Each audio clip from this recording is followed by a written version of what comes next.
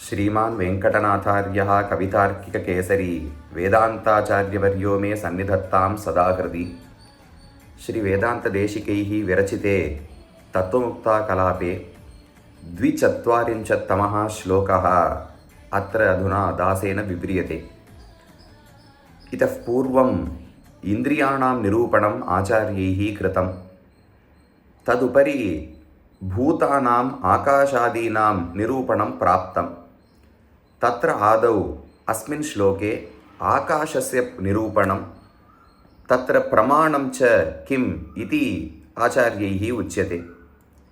अत्र श्लोकः एवमस्ति: प्रत्यक्षं व्योम नीलं नभ इति मतिश्चक्षुषैव अस्मदादेः कूपोऽसौ रन्ध्रमेतत् पतति खग इह इत्यादि धीश्चात्रमानम् आधारः अत्र आतपादिः यदि भवति कथं तस्य च इहेति बोधः तस्यांशैश्चेत्र्यणौ तच्छिथिलगति न च व्योमवाक् आतपादौ इति। आदौ तावत् आकाशस्य स्वीकारे प्रमाणं किम् इति जिज्ञासा भवति। अतः यत् प्रमाणं प्रत्यक्षाख्यं चार्वाकैरपि अङ्गीक्रियते तेनैव प्रमाणेन आकाशाख्यं भूतं सिद्ध्यति इति आचार्याः वदन्ति। प्रत्यक्षं व्योम इति प्रथमतः उक्तिः। व्योमशब्दः आकाशपरः, आकाशाख्यं भूतं तावत् प्रत्यक्षमस्ति। अस्माभिः इन्द्रियैरेव आकाशस्य ग्रहणं भवति इति वदन्ति। कथम् इन्द्रियेण ग्रहणं, कीदृशं प्रत्यक्षम् अत्र प्रमाणमिति चेत् नीलं नभः इति मतिः चक्षुषैव अस्मदादेः इति प्रत्यक्षमपि तत्रैव प्रदर्शयन्ति। अस्माकं सर्वेषामपि आकाशदर्शनेन नीलं नभः इति प्रतीतिः जायते। एतादृश प्रत्यक्षमेव तत्र प्रमा, अनेनैव प्रत्यक्षेन आकाशं सिद्ध्यति इति आचार्याणाम् आशयः। अत्र चक्षुषैव अस्मदादेः इति एवकारेण अस्य प्रत्ययस्य चाक्षुषत्वं स्थाप्यते आचार्यैः। प्रथमतः एवं प्रतीतिरेव नास्ति इति कैरपि वक्तुं न शक्यते। सर्वेषां सम्मतिः अवश्यं स्यात्, सर्वेषां नीलं नभः इति प्रतीतिर्भवत्येव। तदुपरि प्रश्नः स्यात्, अयं प्रत्ययः चाक्षुषः इति कथं वक्तुं शक्यते?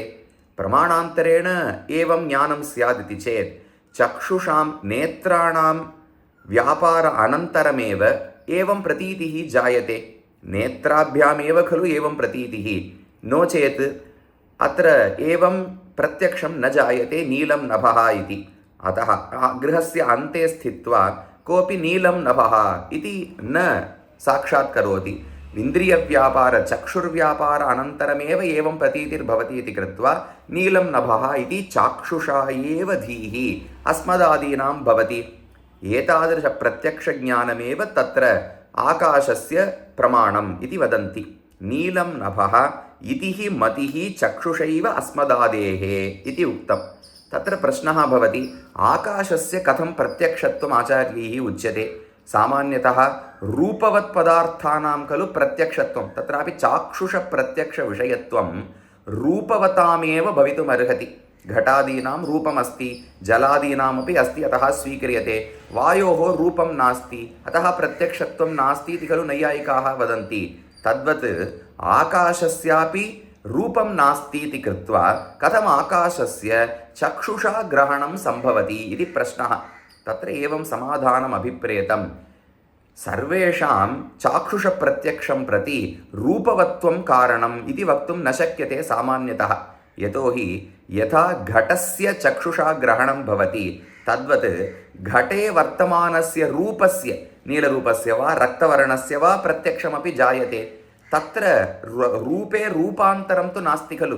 घटे रूपमस्ति, रूपे रूपान्तरं नास्ति, तथापि रूपस्य चक्षुषा प्रत्यक्षं जायते एव। अतः चाक्षुषप्रत्यक्षविषयत्वं प्रति रूपवत्वं कारणं निदानम् इति वक्तुं न शक्यते। रूपे तथा न दृश्यते। अतः रूपस्य, शुक्लनीलादिरूपस्य यथा रूपशून्यत्वेपि रूपरहितत्वेपि प्रत्यक्षत्वं चक्षुषा गृह्यमाणत्वं स्वीक्रियते, तद्वत् अत्र आकाशस्यापि रूपरहितत्वेपि चाक्षुषप्रत्यक्षविषयत्वं सम्भवति इति आचार्याणाम् आशयः। अयं विषयः उत्तरस्मिन् श्लोके इतोपि व्यक्ततया उच्यते। समाधानान्तरमपि आचार्यैः तत्र उच्यते आकाशस्य रूपवत्वमपि सम्भवति पञ्चीकरणप्रक्रियायाः आम्नातत्वात् वेदे इति आचार्याणां समाधानम्। अत्र तु एतावत् ज्ञातव्यं नीलं नभः इति मतिः अस्माकं प्रमाणं भवति, अनेनैव आकाशस्य प्रत्यक्षत्वं सिद्ध्यति इति। तदुपरि अन्यान्यपि प्रत्यक्षानि वर्तन्ते इति वदन्ति। कूपोऽसौ रन्ध्रमेतत् पतति खग इह इत्यादि धीश्च अत्र मानम्। अत्र व्योम्नि आकाशे अन्यत् किं मानमस्ति इति चेत् कूपः असौ इति अस्माकं ज्ञानं भवति। कूपे तावत् अत्र मध्ये आकाशः वर्तते खलु। यदि भूमिः सामान्यतः वर्तते तत्र खननादिना कूपस्य निर्माणं क्रियते। यदि आकाशस्य प्रत्यक्षत्वं न स्यात् तर्हि सामान्यतः भूतलस्य कूपस्य च भेदः केनापि न गृह्येत। अयं कूपः असौ कूपः इति वदति खलु। कूपग्रहणं मध्ये आकाशस्य ग्रहणेन विना अनुपन्नं। परितः भूमिः अस्ति, पृथिवी अस्ति, मध्ये तत्र गर्तः अस्ति चेदेव खलु कूपप्रतीतिर्भवति। तद्वदेव रन्ध्रमेतत् इति रन्ध्रस्य प्रतीतिरपि आकाशस्य प्रत्यक्षेण विना अनुपपन्ना। पतति खगः इह, पक्षी तावत् आकाशे पतति इति डयते इति अस्माकं ज्ञानं भवति। तत्र इह इति सप्तमी घटितपदेन तावत् आकाशस्यैव आधारत्वं तत्र उच्यते। इह पक्षी पतति, खगः पतति इति वदामश्चेत् तत्र इह शब्देन किं गृह्यते? आधारत्वेन आकाशः व्योम एव गृह्यते इति आचार्याणाम् आशयः। अतः कूपोऽसौ रन्ध्रमेतत् पतति खगः इह इत्यादिधीश्च अत्र मानम्। एवं न केवलं नीलं नभः इति प्रत्यक्षम्, अन्यान्यपि मानानि अत्र सन्ति इति आचार्यैरुक्तम्। तत्र पूर्वपक्षी एवं पृच्छेत् आधारः अत्र आतपादिः यदि भवति इति पूर्वपक्षिणः मतम् अत्र अनूद्यते। तत्र पूर्वपक्षी वदेत् अत्र इह शब्देन आकाशस्य ग्रहणं मास्तु, आतपस्यैव ग्रहणं भवतु। इह इति अत्र व्योम्नि व्योम्नः अप्रत्यक्षत्वेपि तत्र सूर्यस्य आतपः वर्तते खलु, तत्र आतपस्य ग्रहणं सम्भवति इति कृत्वा आतपस्यैव अत्र इह शब्देन ग्रहणम्। आतपे खगः पतति इत्येव तत्र अर्थः। इह शब्देन आतपस्य ग्रहणं भवतु आधारत्वेन इति प्रश्नः। तदेव आधारः अत्र आतपादिः यदि भवति इति तेषां मतम् अनूद्य खण्डयन्ते। कथं तस्य च इहेति बोधः? तदुपरि आचार्याः पृच्छन्ति इह खगः पतति इति यथा बोधः तद्वत् इह आतपः अस्ति इत्यपि बोधः लोके दृश्यते। इह खगः पतति इत्यत्र इह शब्देन आतपस्य ग्रहणं सम्भवति। इह आतपः अस्ति इत्यत्र आतपस्य आधारत्वेन इह शब्देन यदुच्यते तदपि आतप एव इति वक्तुं न शक्यते खलु। स्वस्य स्वं प्रति आधारत्वं न सम्भवति। आतपस्य आतपः एव आधारः इति वक्तुं न शक्यते। अतः अन्यत् आकाशाख्यम् एकं भूतम् अङ्गीकर्तव्यमेव।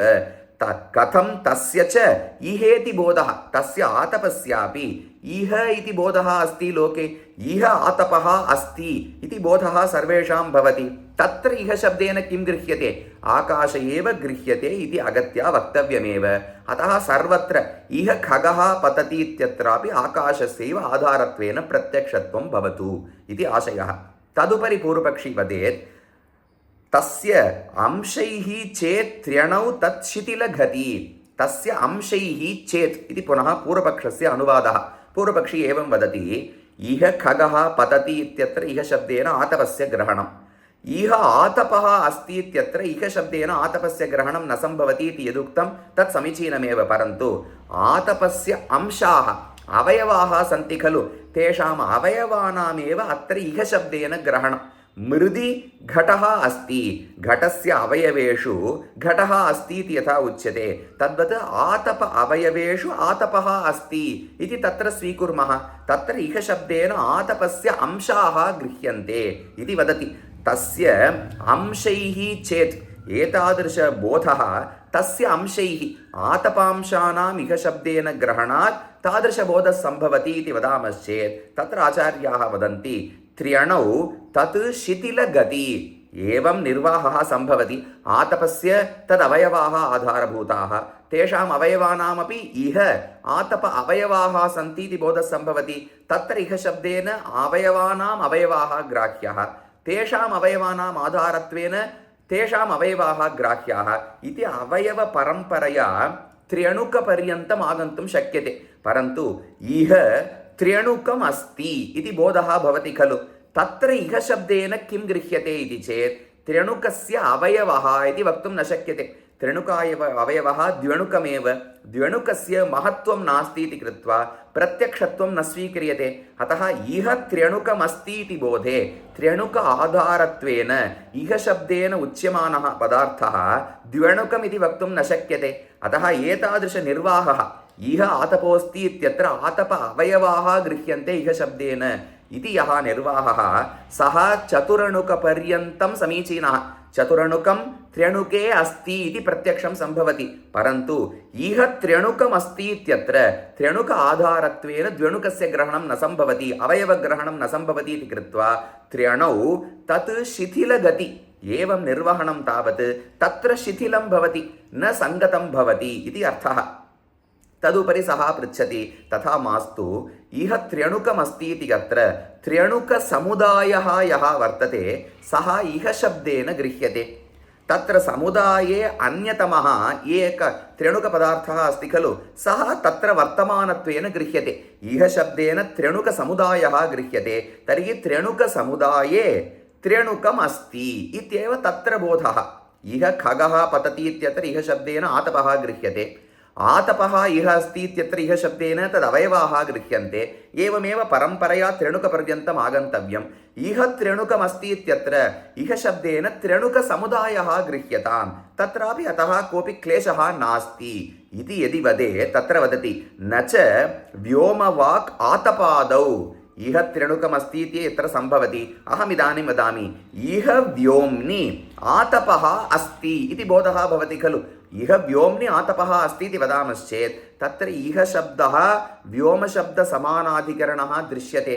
व्योमशब्दस्य आतपे कदापि प्रयोगः नास्ति। इह व्योम्नि खगः पतति इति बोधः अस्ति, इह व्योम्नि आतपः अस्ति इति बोधः लोके दृश्यते। तत्र व्योमशब्दस्य आतपपरत्वं भवता वक्तव्यम्। इह खगः पतति इत्यत्र क्लेशः नास्ति, इह शब्देन आतपस्य ग्रहणं सम्भवति। इह व्योम्नि खगः पतति, इह व्योम्नि आतपः अस्ति इति यत्र प्रत्यक्षं तत्र व्योमशब्दस्य न च व्योमवाक् आतपादौ, व्योमशब्दस्य आतपे शक्तिः लोके कुत्रापि न दृष्टा अस्ति, भवता सा शक्तिः कल्पनीया भवति।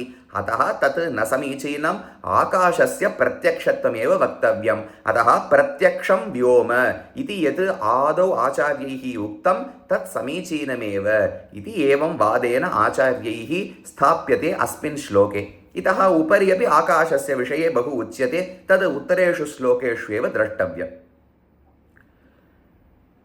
சுவாமி வேதாந்த தேசிகன் தான் இயற்றின தத்துவமுக்தா கலாப கிரந்தத்தின் 42வது ஸ்லோகத்தில் ஆகாசம் என்கிற பூதத்தை பற்றி நிரூபணம் செய்கிறார். இதற்கு முன்னால் இந்திரியங்களை பற்றி நிரூபித்தார்.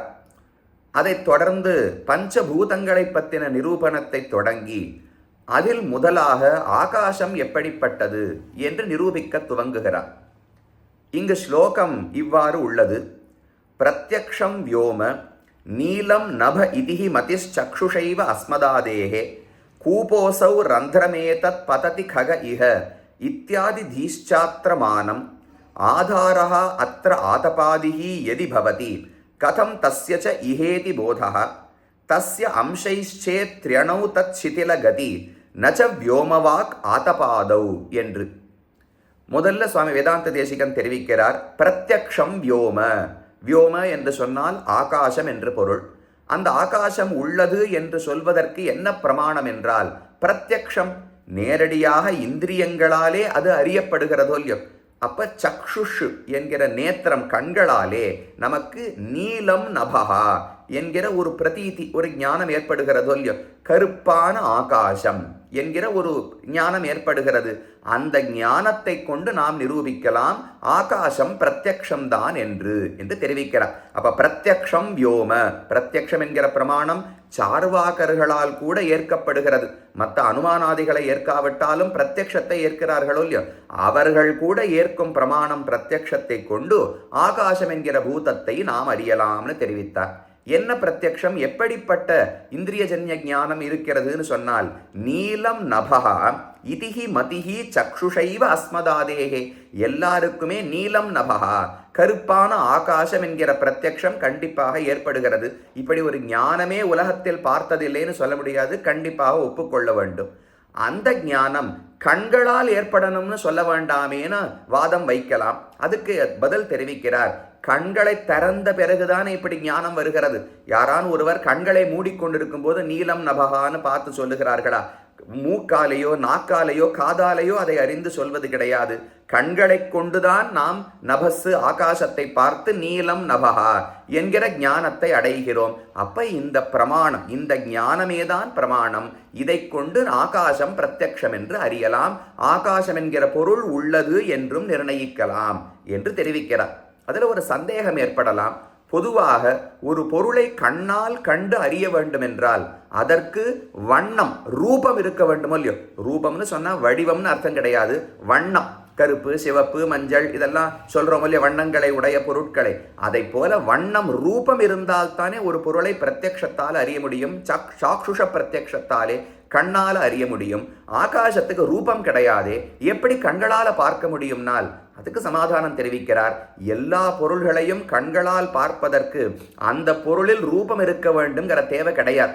ஒரு குடம் எடுத்துக்கோங்க, குடத்தில் ரூபம் இருக்கிறது, கருப்பா இருக்கும் குடம், இல்லை சிவப்பா இருக்குன்னு வச்சுக்கோங்க.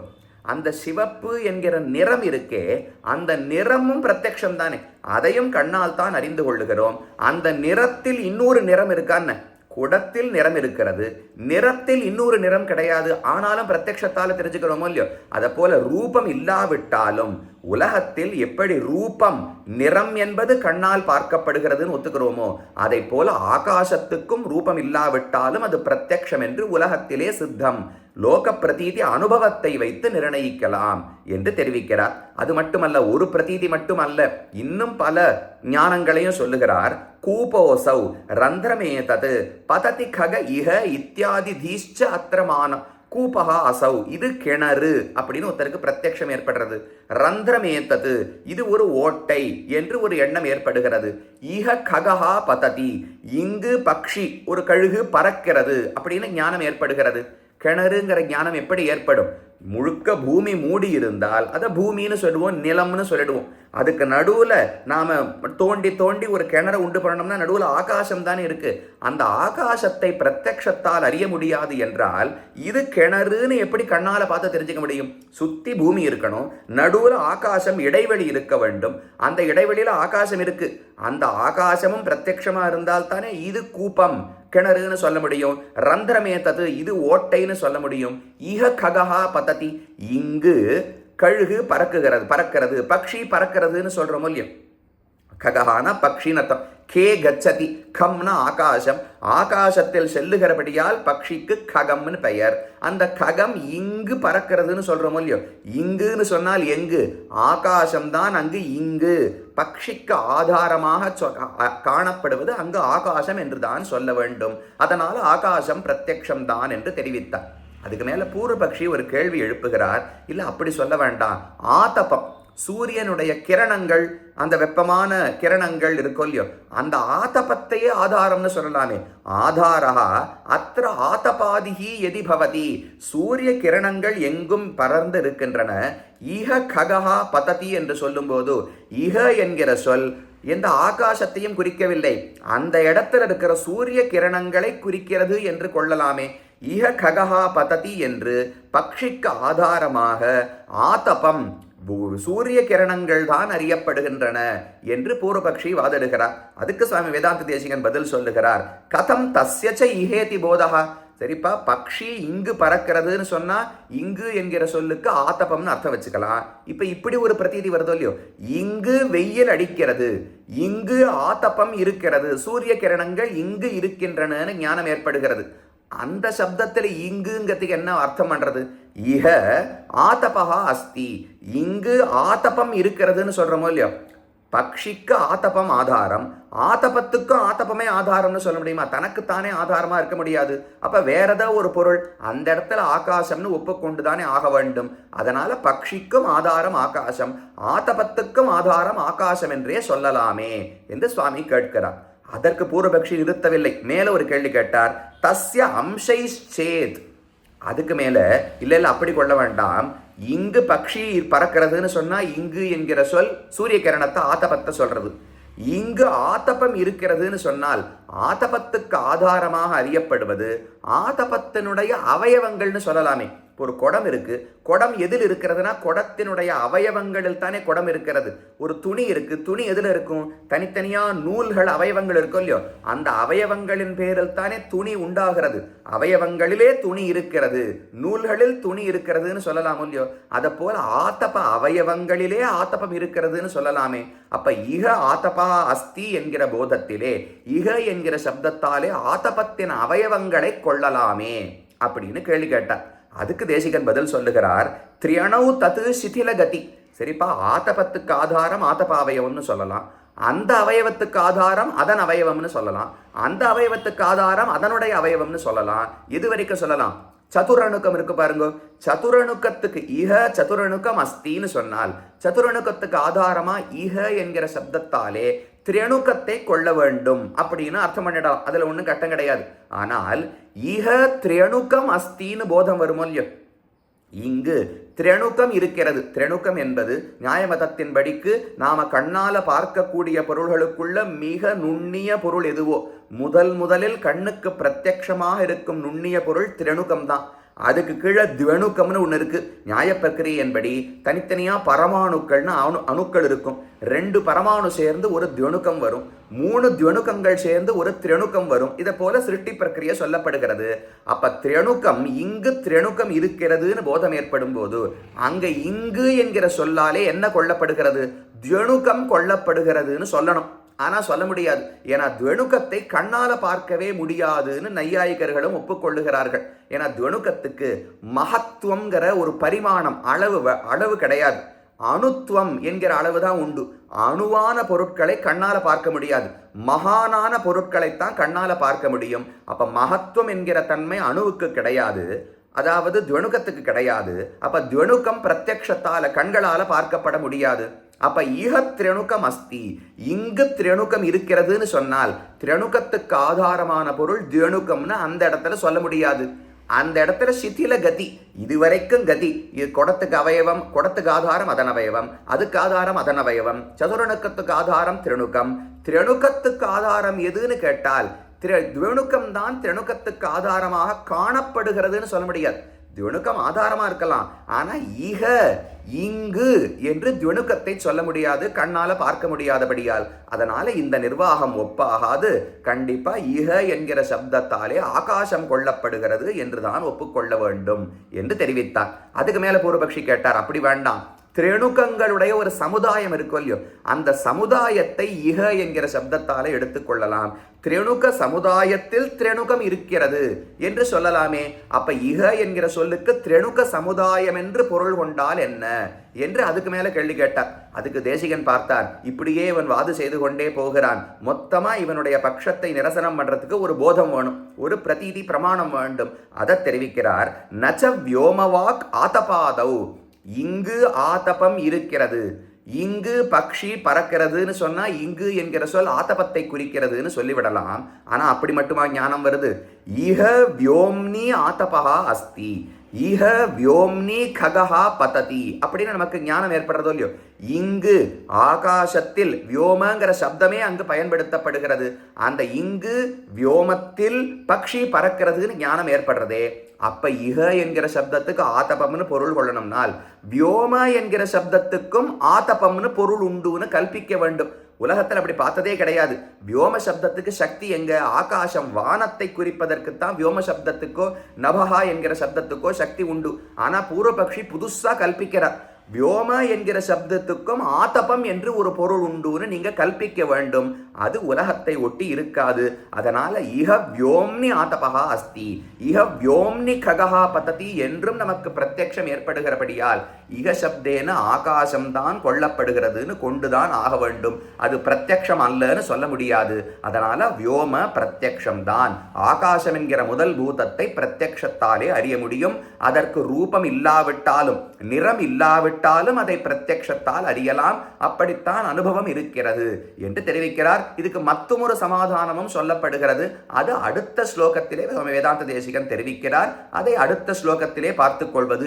இந்த ஸ்லோகத்தாலே முதல் பூதமான ஆகாசத்துக்கு பிரமாணம் என்ன, அது எப்படி உண்மையான பிரமாணம்தான் என்பதை சுவாமி வேதாந்த தேசிகன் நிரூபித்தார். கவிதார்க்கிக சிம்ஹாய கல்யாண குணசாலினே ஸ்ரீமதே வெங்கடேசாய வேதாந்த குரவே நமஹ.